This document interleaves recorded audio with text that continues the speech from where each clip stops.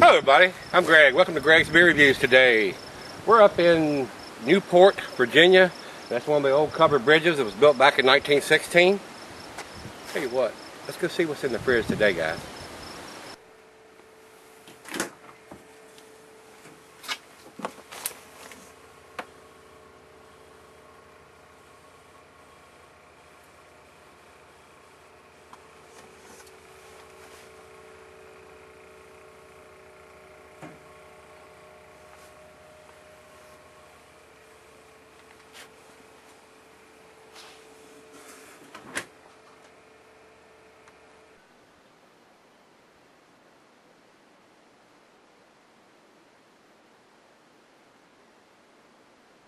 Hello everybody, thanks for stopping by Greg's Beer Reviews today. Today's beer comes from Tallgrass Brewing. Got a big elephant on the front of that thing. Wonder if they're Republicans. Don't know about that. It's an IPA, guys. India Pale Ale, the big 16-ounce can. They're out of Manhattan, Kansas. Never been to Manhattan, Kansas. Been to Kansas, been through Kansas, but I don't think I went through Manhattan. And it's got some kind of code here underneath the barcode. Is probably some kind of date code like Sierra Nevada has got. On the side of the can here, it's got 11274 stamped in black letters on the aluminum part there. So you probably would have to go to their site to try to find out what the deal is on these codes, guys. It's not written on the can, which I'm not a big fan of. So I think they need to just put a six-digit code on there. 2 digits for the day, 2 digits for the month, 2 digits for the year, and it's a done deal. You ain't got to go look on no website or do anything crazy. So, guys, that's what I say about that. Their American IPA comes in at 6.30 ABV, it says here, and I don't think it's got it written on the can anywhere. I do not see it. So the ABV is not written on it. I'd kind of like to have it on there too, if we can get it. Right here it says a year-round serving from these guys. Food pairing cuisine is curried in the Thai food cheeses with peppery Monterey, pepper jack, sharp blue. Your more pungent cheeses, gorgonzola, limburger, go with the IPAs, cheddar. The meat for this is poultry, fish, shellfish, and salmon. Your grilled meats will go with this, chopped steaks, burgers.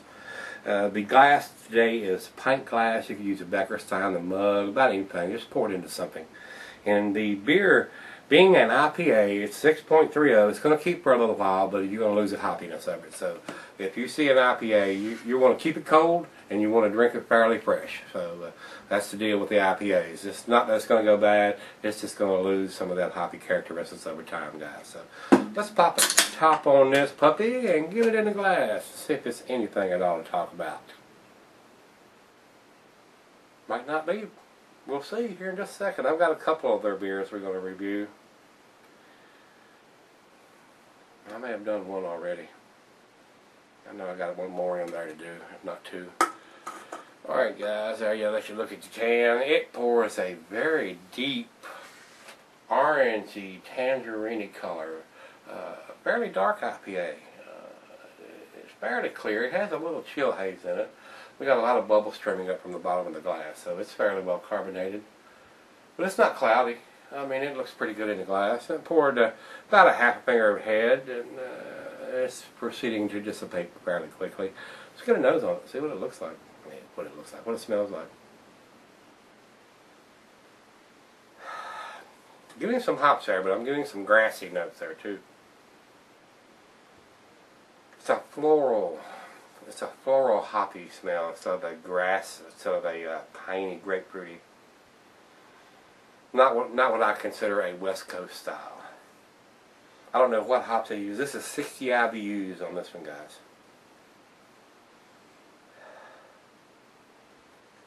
Citrusy and herbally is what it smells like to me. A little bit of biscuity malt there. Well, let's see what it tastes like, guys. See what it's all about.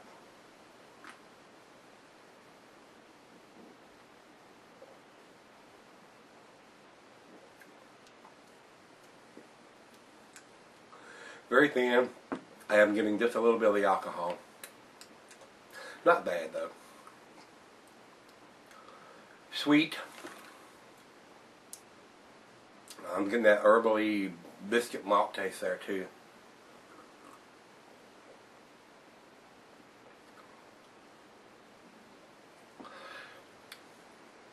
A little on the bitter side, but not bad. I mean, it's not really that bad.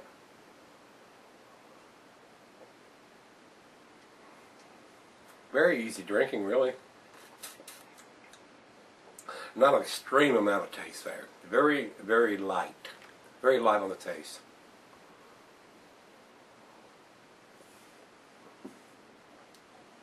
Maybe a good transitional IPA.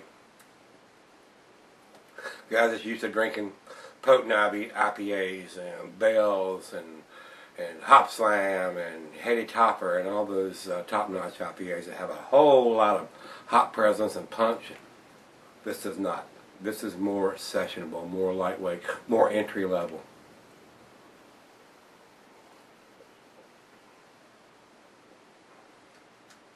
Very easy drinking. Not something that I would probably seek out, being a pretty big hop head here, and I like my IPAs a little on the stronger side. A little more taste, a little more bitterness than this. I like my IBUs to be up around the 70s, if not 80s, or even more. It's not too bad. It's right out of the fridge, guys. We're going to let it warm up and see what it ends up with, and let the other half taste it, see what she thinks of it, and we'll come back and do the final chug on this one. I don't think it's a bad beer, maybe slightly above average. Let's see what we end up with. Stick around. Alright guys, thanks for sticking around. Got just a little left here. I mean, this beer is okay, guys. It's not doing that much for me. It's a good entry level IPA. If you can get this up, if you're out in Kansas where this is made, and you can pick this up fairly cheap, it may be a good session IPA, especially it being 6.3%. You might get just a little bit of a buzz. I'm still not getting that much alcohol, so the alcohol is fairly well hidden.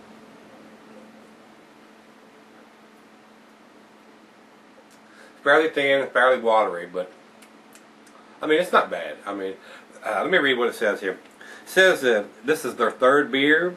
Tallgrass IPA is an India Pale Ale that is rich, complex, and flavorful. We are proud to be the first brewery here in the Great Plains to have the first brewed cans and draft IPA on the market. Excuse me. Tallgrass IPA originally came to life as a creation during Jeff's early home brewing days, batch numero uno, and it was consumed in short order by his friends who came over to cook out and help with the next batch. After some modifications over the years, because nobody's rookie homebrew tastes all that great, but your friends will tell you that it does. The recipe was dialed in to become what Tallgrass IPA is now. So we love this beer, and think you will too. Well, it's not blowing my socks off, but it's a good entry-level IPA. Once you're used to drinking the stronger IPAs with more bitterness and just a little more flavor than this is going to seem a little less flavorful. So with that being said, guys, if you're just wanting to get into the IPAs and you can get this beer, it may be a good entry level, but it is going to be, for 60 IBUs, it's still going to be fairly bitter to you. So I'm on the fence on this one, guys. So with that being said, let's do the final chug on this one.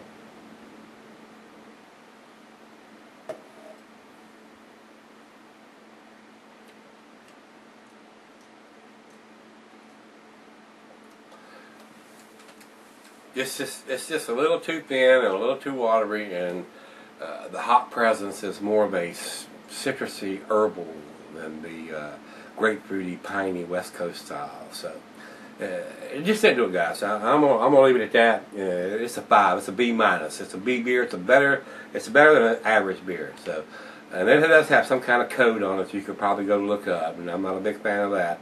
Have to go look somewhere or try to figure something out. 6-digit code, guys. 2 days, two days for the month, two things for the month, 2 things for the day, and then 2 things for the year. So I mean, it doesn't have to be any more complicated than that. Those 6 digits is all we need to put on the bottle. Bottom line.